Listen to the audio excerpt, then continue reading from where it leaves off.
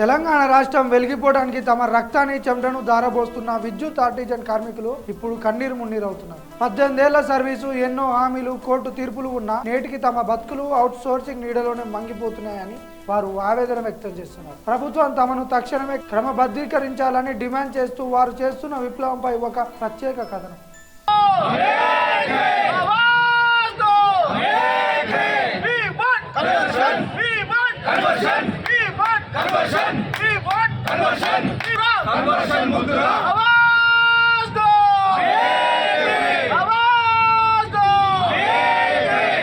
నేను ఈ కార్పొరేట్ ఆఫీస్లో ఉద్యోగం చేస్తున్నానండి.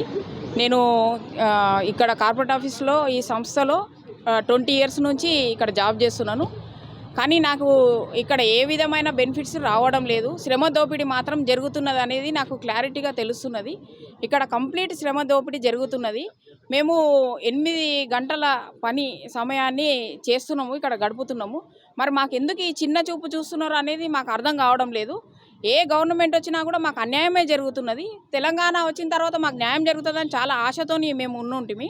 కానీ తెలంగాణ రాగానే అందరికీ 22,000 మందికి మేము విద్యుత్ సంస్థలో వర్క్ చేస్తున్న వాళ్ళకందరికీ పర్మనెంట్ చేస్తామని చెప్పేసి ఒక సైన్తోనే అయిపోతుందని చెప్పేసి ఆ గవర్నమెంట్ కూడా మాకు మోసం చేయడం జరిగింది. ఆర్టిజన్ అనే పేరు మాకు తగిలిచ్చిర్రు. మరి దాంట్లో మాకు మాత్రం ఏమాత్రం బెనిఫిట్స్ లేవు. చాలా లో గ్రేడ్లో మమ్మల్ని చూస్తున్నారు.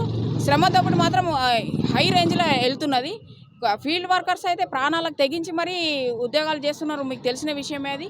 వాళ్ళు ప్రాణం కోల్పోయినప్పుడు వాళ్ళ మొత్తం ఫ్యామిలీ మొత్తం రోడ్ మీద రావడం జరుగుతున్నది. ఇంత హీనమైన పరిస్థితులలో ఈ సంస్థ ఈ యాజమాన్యం ఎందుకు వీళ్ళకు మానవత్వం అనేది ఎందుకు కలగడం లేదో, ప్రభుత్వానికి ఎందుకు కలగడం లేదో అర్థం కావడం లేదు. ప్రభుత్వాన్ని మేము ప్రధానంగా డిమాండ్ చేసేది ఏంటంటే, ఇప్పుడు మేము ఆల్రెడీ ప్రతి ఒక్క ఎంప్లాయీ కూడా ఇక్కడ 20 ఇయర్స్ 18 ఇయర్స్ కంప్లీట్ సర్వీస్ చేసుకున్న వాళ్ళే ఉన్నారు. వీళ్ళందరూ రిటైర్మెంట్కి దగ్గరగా ఉన్నారు. ఇప్పుడు కనీసం ఇప్పుడైనా మానవతా దృక్పథంతో ఆలోచించి కనీసం ఇప్పుడైనా మా అందరికీ జీవితాలు గడిచిపోతున్నాయి ఇక్కడనే. మేము వేరే ఉద్యోగాలు కూడా చేయలేము. ఇప్పుడు ఇంత ఎక్స్పీరియన్స్తో ఉన్నాము, ఇంత శ్రమ మేము ఇక్కడ చేస్తున్నాం కాబట్టి మాకు తగ్గట్టుగా న్యాయం చేయండి. మేము అడుగుతున్నది ఒకటే, ఏపీఎస్సీబీ రూల్స్ మాకు వర్తింపజేయండి అని అడుగుతున్నాం. మాది న్యాయమైన డిమాండ్. మీరు ఎందుకు ఇంత దీన్ని తక్కువ అంచనా వేసేసి వీళ్ళు ఆర్టిజన్స్ వీళ్ళు చేస్తున్నారు అనే దాన్ని వీళ్ళు డిమాండ్ని అనేది వీళ్ళు తీసుకోవడం లేదో మాకు అర్థం కావడం లేదు. మేము పెట్టిన ప్రధానమైన డిమాండ్ అమలు చేయండి, సర్వీస్ రూల్స్ అమలు చేయండి అని మేము అడుగుతున్నాం. దీనివల్ల మాకు కనీసం జీవితం అంతా గడిచిపోయినా కూడా రిటైర్మెంట్ తర్వాతనన్నా కనీసం కొంచెం హ్యాపీగా ఈ సంస్థలో వర్క్ చేసినాం కాబట్టి మాకు ఈ హ్యాపీనెస్ ఉంది, ఈ బెనిఫిట్ ఉంది అని దాంతోనన్నా మేము వెళ్ళగలుగుతాం. లేకపోతే ఖాళీ చేతులతో మేము పోవడం జరుగుతుంది. కొంతమంది రిటైర్మెంట్ కూడా అయిపోయారు ఆల్రెడీ.